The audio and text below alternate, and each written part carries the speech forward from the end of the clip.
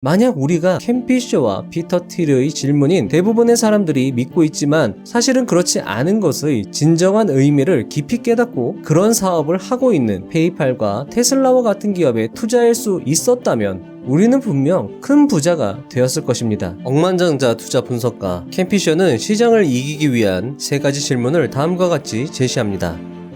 잘못된 것을 믿고 있지 않은가? 다른 사람이 간파하지 못한 것 중 내가 간파할 수 있는 것은 무엇인가? 지금 내 두뇌가 도대체 무슨 짓을 하고 있지? 그런데 참으로 신기한 것은 실리콘밸리의 정점에 선 남자, 페이팔과 팔란티어를 설립하고 수백 개의 스타트업에 투자하여 성공 신화를 쓴 피터 틸이라는 이 사람 역시 사업에서 성공하기 위해서 켄 피셔와 똑같은 질문을 던진다는 것입니다. 주식 투자 성공의 중요 질문과 사업 성공의 중요 질문이 같다는 것은 결국 주식 투자나 사업에 있어서 성공의 기본 원칙, 근간은 결국 같다는 것을 의미하며 피터 틸이 쓴 이 책은 성공과 관련하여 새로운 관점과 깊은 통찰을 우리들에게 제공할 것입니다. 신사임당님 역시 이 책을 월급 노예를 탈출시켜준 한 권의 책이라고 소개하며 이 책을 읽고 인생이 달라졌다는 말씀을 방송에서 하시기도 했습니다. 성공의 진리 알고 싶으신가요? 그렇다면 지금 저와 함께 하시죠.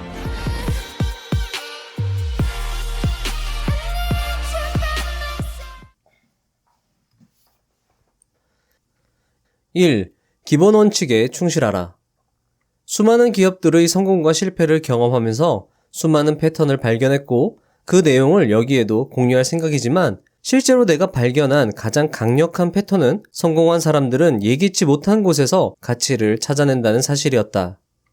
그들이 그렇게 할 수 있었던 것은 어떤 공식을 따라 해서가 아니라 사업을 생각할 때 가장 기본적인 원칙에 충실했기 때문이다. 그리고 그 기본적인 원칙이면서도 내가 신조로서 생각하는 것은 바로 경쟁하지 말고 독점하라이다.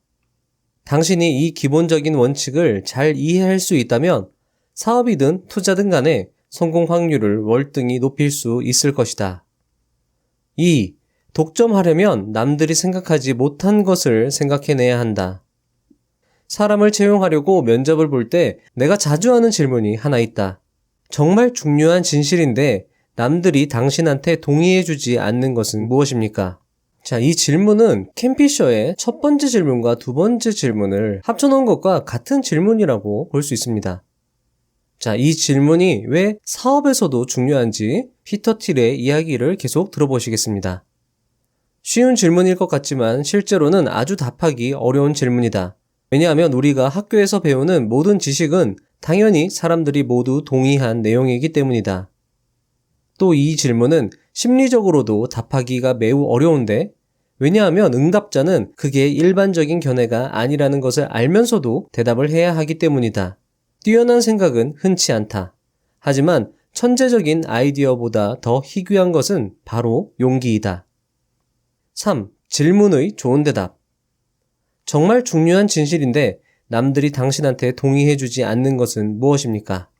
위 질문의 좋은 대답은 다음과 같은 형식을 취해야 한다. 대부분의 사람은 X라고 믿지만 진실은 정반대예요. 통념, 즉 널리 알려진 믿음과 반대되는 생각을 묻는 이 질문이 성공과 대체 무슨 관련이 있는 걸까? 성공하기 위해서는 미래를 내다봐야 한다. 미래란 오지 않는 순간들의 총합이다. 즉 미래란 현재와 뚜렷이 구별돼야 한다는 것이다. 현재와 다를 바가 없다면 그것을 과연 미래라고 볼 수 있을까? 통념과 현재의 관점으로 볼 수 있고 이해할 수 있는 것을 미래라고 할 수 없다는 것이다. 통념과 반대되는 훌륭한 대답을 내놓을 수 있다는 것은 그만큼 그 사람이 미래를 잘 들여다본다는 뜻이고 그런 사람들이 독점력을 행사할 수 있는 것이다. 4. 통념과 반대되는 아이디어로 성공한 사례. 페이팔의 계획은 원대했다. 미국 달러화를 대체할 새로운 인터넷 화폐를 만들고 싶었다. 하지만 사업 초창기의 사람들은 우리의 원대한 계획이 어색하기만 했다. 저널리스트들은 이 상품을 1999년 최악의 비즈니스 아이디어 10선 중 하나로 꼽았다. 고객이 그리 많지 않다 보니 성장이 더뎠고 회사는 비용만 쌓여갔다. 페이팔이 제대로 성공하려면 최소 100만 명 이상의 사용자를 끌어들여야 했다. 광고는 들이는 돈에 비해 효과가 턱없이 작았고 대형 은행과의 계약은 성사될 듯 싶다가도 계속 무산되었다. 결국 우리는 회원가입을 하는 사람들에게 돈을 주기로 결정했다. 우리는 신규 가입자에게는 무조건 $10를 지급하고 친구를 한 명 소개할 때마다 $10를 추가로 지급했다. 이 정책 덕분에 우리는 수십만 명의 신규 고객을 얻으며 기하급수적으로 성장했다. 결국 페이팔은 신규 고객 $10의 비용 부담을 극복하고 온라인 송금 분야의 개척 기업인과 동시에 독점 기업이 되었습니다. 피터 틸은 반드시 필요하지만 남들이 동의해주지 않는 것을 용기 있게 밀어붙여 시장을 독점하고 크게 성공한 것입니다. 페이팔의 주가는 기업 공개 당시 $13였습니다. 그리고 2021년 7월 주가는 23배가 뛴 $308를 기록하였습니다. 결국 크게 성공하기 위해선 독점해야 하고 독점하려면 새로워야 하고 새롭기 위해서는 현재와 통념에 구속되지 않아야 한다는 것입니다. 통념에 반하여 크게 성공한 유명한 기업이 또 있죠. 바로 일론 머스크의 테슬라입니다. 일론 머스크는 페이팔의 공동 대표이기도 했습니다. 테슬라가 전기자동차 개발을 시작하고 시제품을 내놓았을 때 시장의 반응은 냉담했습니다. $3.8밖에 안 됐거든요. 테슬라의 주가가. 하지만 테슬라는 통념에 구속되지 않고 진실은 이것이라며 개발과 도전을 지속해 나갔습니다. 그리고 결국 주가는 $1,000로 급등하며 333배의 주가 상승을 이뤄내고 엄청난 성공을 거두게 됩니다. 만약 우리가 켄 피셔와 피터 틸의 질문인 대부분의 사람들이 믿고 있지만 사실은 그렇지 않은 것의 진정한 의미를 깊이 깨닫고 그런 사업을 하고 있는 페이팔과 테슬라와 같은 기업에 투자할 수 있었다면 우리는 분명 큰 부자가 되었을 것입니다. 그리고 만약 사업을 하시더라도 통념과 반대되지만 반드시 필요한 사업을 구상하여 끝까지 밀고 나가시면 분명히 큰 보상을 받을 것이라 생각됩니다. 5. 독점적 생각을 위한 준비 단계. 앞서 얘기한 통념에 반하는 견해. 정말 중요한 진실인데 남들이 당신한테 동의해주지 않는 것은 무엇인가? 에 곧장 답을 하기란 쉽지 않다. 그러니 준비 삼아 다음의 질문에 먼저 답해보자. 남들이 동의하는 것은 무엇인가? 흔히들 믿고 있는 잘못된 믿음을 찾아낼 수 있다면 반대로 그 뒤에 숨겨진 통념과는 다른 진실도 찾아낼 수 있을 것이다. 6. 독점하려면 10배는 뛰어나야 한다. 독자 기술이 있으면 해당 제품을 복제하기가 어렵거나 불가능하다. 따라서 독자 기술이야말로 기업이 가질 수 있는 가장 실질적인 이점이다. 예컨대 구글의 검색 알고리즘은 그 어느 검색 알고리즘보다 훌륭한 검색 결과를 내놓는다. 구글의 핵심 제품인 구글 검색 엔진은 로드 시간이 극히 짧고 검색어 자동 완성 기능도 매우 정확하기 때문에 다른 검색 엔진들이 아무리 공격해도 탄탄한 지위를 계속 유지할 수 있다. 유용한 경험칙 하나를 제시하자면 독자 기술은 가장 가까운 대체 기술보다 중요한 부분에서 10배는 더 뛰어나야 진정한 독점적 우위를 확보할 수 있다. 10배의 개선을 이루는 가장 확실한 방법은 완전히 새로운 무언가를 고안해내는 것이다. 예를 들어 잠을 자지 않아도 되는 안전한 약을 개발하거나 대머리 치료제를 개발한다면 독점 기업이 되는 것은 식은 죽 먹기일 것이다. 7. 작게 시작해서 독점하라. 모든 독점 기업은 시장을 크게 지배한다. 따라서 모든 신생 기업은 아주 작은 시장에서 시작해야 한다. 너무 작다 싶을 만큼 작게 시작하라. 이유는 간단하다. 큰 시장보다는 작은 시장을 지배하기가 더 쉽기 때문이다. 초기 시장이 너무 클 수도 있겠다는 생각이 든다면 분명히 너무 큰 것이다. 신생기업에게 완벽한 표적 시장은 경쟁자가 없거나 아주 적으면서도 특정한 사람들이 적은 규모로 모여있는 시장이다. 뭐가 되었든 큰 시장은 좋은 선택이 아니다. 치열한 경쟁은 곧 이윤이 0이 된다는 뜻이니까 말이다. 네트워크 효과는 더 많은 사람들이 사용할수록 해당 제품을 더 유용하게 만들어준다. 그리고 역설적이지만 네트워크 효과가 필요한 사업들은 특히나 더 작은 시장에서 시작해야 한다. 페이스북은 처음에는 겨우 하버드 학생들 사이에서만 사용되었다. 마크 저커버그의 첫 작품은 수업을 함께 듣는 친구들이 모두 가입할 수 있게 구상되었을 뿐 지구상 모든 사람들을 끌어들일 수 있게 디자인된 것은 아니었다. 여러분들, 대부분의 사람들이 사업에 실패하는 것은 아마도 크게 시작하려 했기 때문일 것입니다. 저 역시도 부자회사원 채널을 만들기 전에 수많은 채널을 말아먹었습니다. 그리고 그 채널들의 공통점은 모든 것을 아우르려 했다는 것입니다. 모든 이슈를 다루려고 했고, 모든 책을 다루려고 했고, 모든 주제, 모든 사람에 초점을 두려 했다는 것이죠. 어쩌면 뭐가 중요한 것인지 몰랐기 때문에 타겟팅이 명확하지 않았던 것 같습니다. 작게 시작하라는 것은 무엇이 정말 필요하고 중요한 것인지 알아야 한다는 것이고, 작게 시작하는 것은 그것을 필요로 하는 사람들에게 집중하게 하여 독점력을 갖추고 크게 성공하는 원동력이 될 것입니다. 8. 작게 시작해서 성공한 기업 아마존.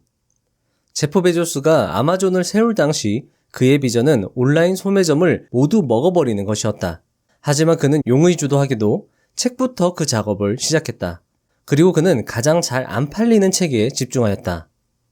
가장 잘 안 팔리는 일부 서적은 소매점들 입장에서는 이익이 안 나므로 재고를 쌓아두기를 꺼렸지만 가장 열정적인 고객들을 끌어들일 수 있는 상품이었다. 서점에서 멀리 살거나 평범하지 않은 책을 찾는 사람들에게 아마존은 곧 구세주와 같은 대안이 되었다.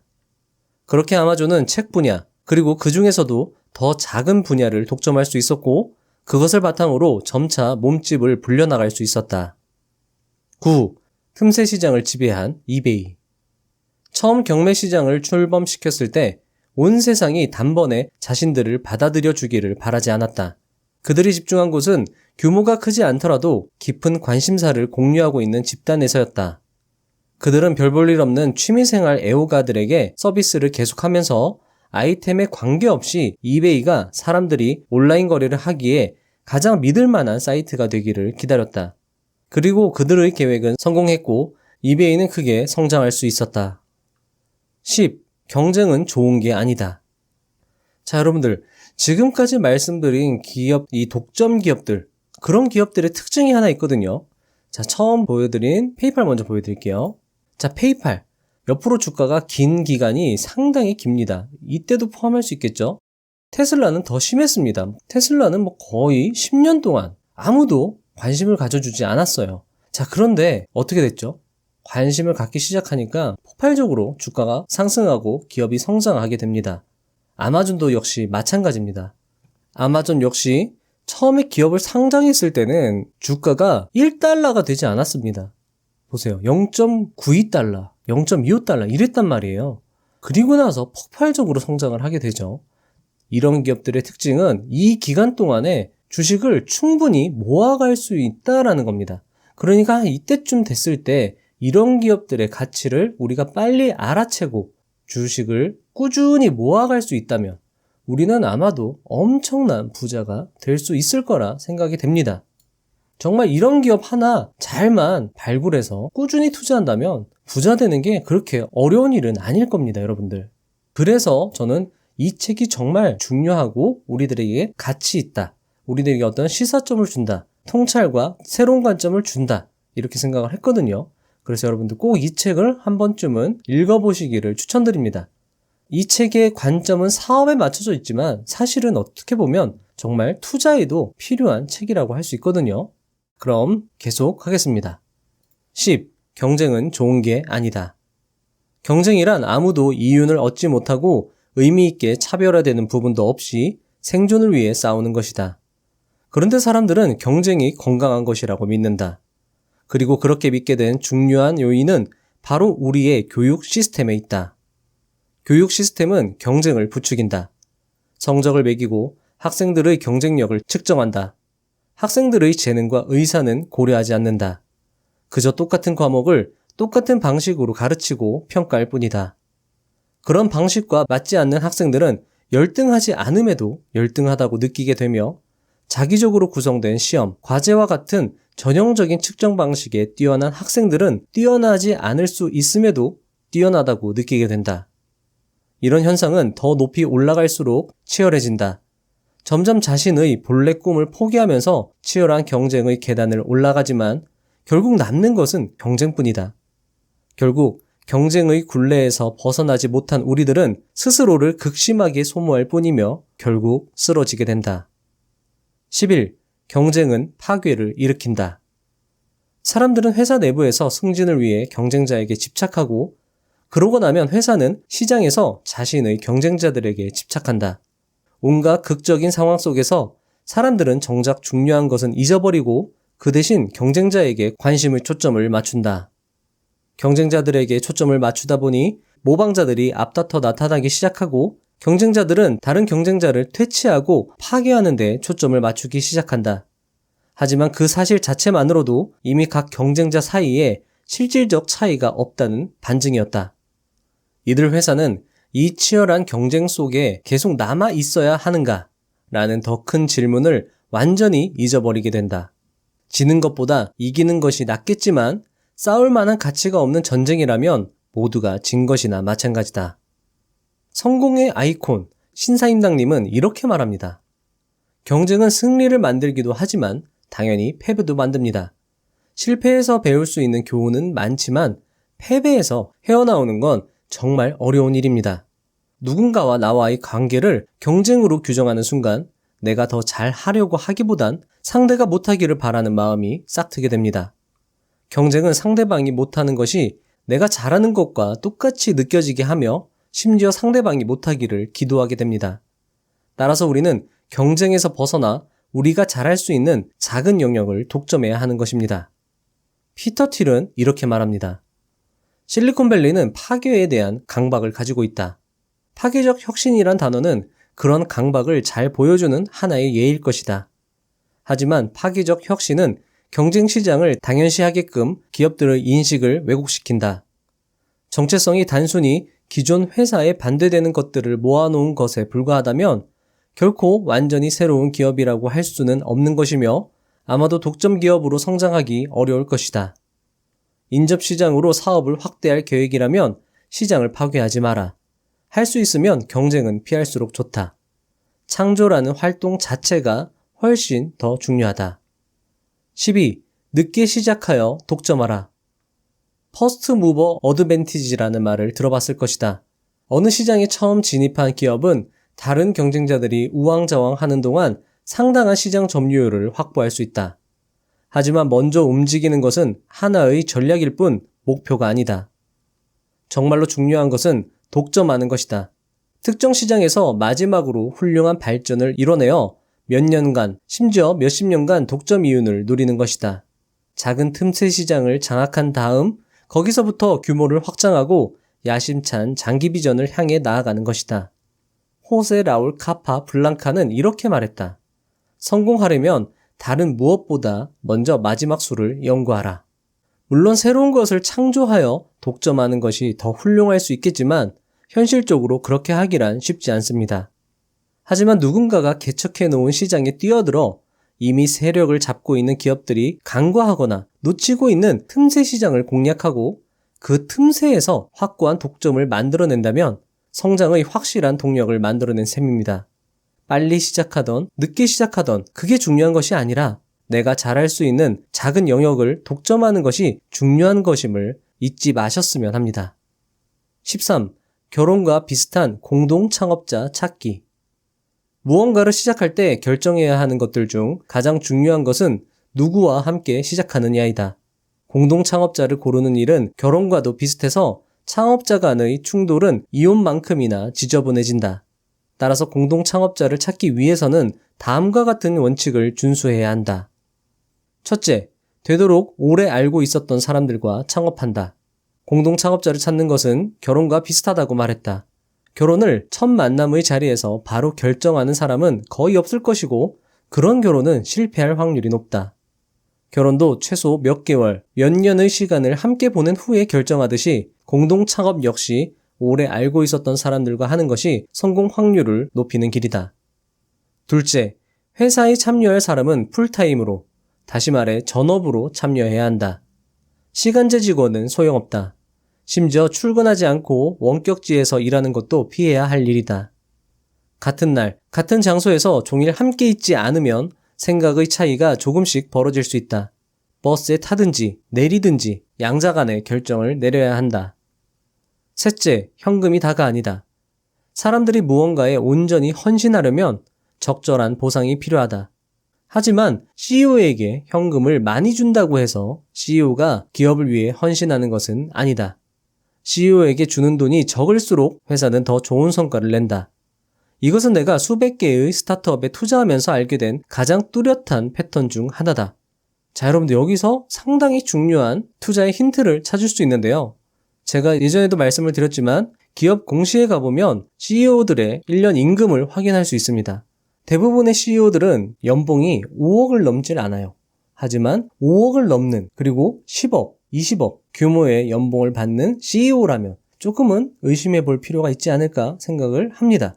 특히나 피터 틸의 이야기처럼 CEO에게 주는 돈이 적을수록 회사는 더 좋은 성과를 낸다고 하니까, 그러니까 CEO에게 돈을 많이 준다고 해서 더 좋은 성과를 내는 건 아니라는 거죠. 자, CEO에게 돈을 많이 주는 게 어떤 문제점을 야기시키는지는 피터 틸의 이야기를 들으면 아마 납득이 되실 건데요. 계속하겠습니다. CEO가 30만 달러의 연봉을 받는다면 그는 창업자보다는 정치가가 될 위험이 있다. 고액의 연봉을 받는 사람은 자신의 월급과 함께 현 상태를 방어하려는 동기가 생기기 때문이다. 반면에 현금이 부족한 경영자는 전체 회사의 가치를 높이는 데 집중하게 된다. 넷째, 똑같이 보상해선 안 된다. 모든 사람에게 똑같은 지분을 주는 것은 대부분의 경우 실수다. 사람마다 재능과 책임이 다르고 기회비용도 다른데 똑같은 지분을 준다는 것은 처음부터 임의적이고 불공정한 처사다. 반면에 미리 서로 다른 지분을 정해놓은 것 역시 똑같이 불공정하게 보일 것이다. 이 단계에서 벌써 원망이 생긴다면 회사에게는 치명적이겠지만 그렇다고 충돌을 완벽하게 피하면서 소유권을 나눠 가질 공식 따위는 없다. 이런 문제점은 시간이 지나면서 회사에 합류하는 사람이 늘어나면 더욱더 민감해진다. 더 많은 위험을 감수한 초기 직원들이 가장 큰 지분을 가져가는 것이 보통이지만 나중에 합류한 직원들이 회사의 성공에는 더욱 중요할 수도 있다.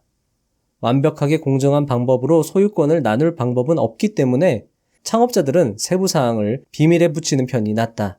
모든 사람의 지분을 명기한 이메일을 회사에 돌리는 것은 사무실에 핵폭탄을 떨어뜨리는 것이나 마찬가지다. 다섯째, 한 명당 한 가지 책임. 각 개인은 업무에 의해 확연히 구분되어야 한다. 경영자로서 페이팔에서 내가 가장 잘한 일은 회사의 모든 사람이 오로지 한 가지 일에만 책임을 지게 한 것이다. 모든 직원의 그 한 가지는 고유한 업무였고, 그래서 모든 직원은 내가 그 한 가지만을 기준으로 자신을 평가할 것이라는 사실을 알고 있었다. 역할을 구분해 주다 보니 충돌이 줄어들었던 것이다. 경쟁을 제거하면 모든 사람이 단순한 직업 관계를 넘어 장기적인 관계를 형성하기 쉬워진다. 마치며 투자를 잘 하기 위해서는 투자한 기업의 사업을 이해할 수 있어야 합니다. 그런 의미에서 이 책은 더 가치가 있다고 생각합니다. 긴 영상 시청하시느라 수고하셨습니다.